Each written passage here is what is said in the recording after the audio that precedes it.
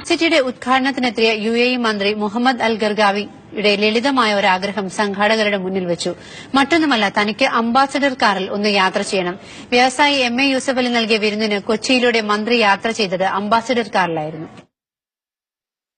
പണ്ട് ഇന്ത്യയിൽ സന്ദർശനത്തിനെത്തിയപ്പോൾ UAE മന്ത്രി മുഹമ്മദ് അൽ ഗർഗാവി യാത്ര ചെയ്തത് അംബാസഡർ കാറിലായിരുന്നു.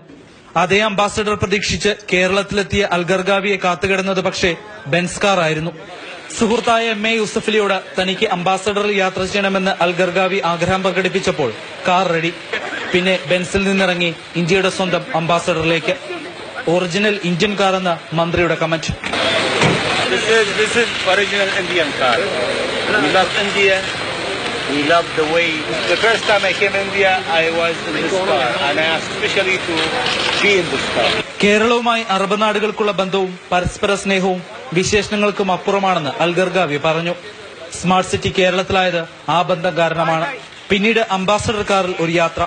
MA യൂസഫ് അലി ഒരുക്കിയ വിരുന്നിൽ പങ്കെടുക്കാൻ. അഭിലാഷ് ഗോപിനാഥൻ, മാതൃഭൂമി ന്യൂസ്, കൊച്ചി.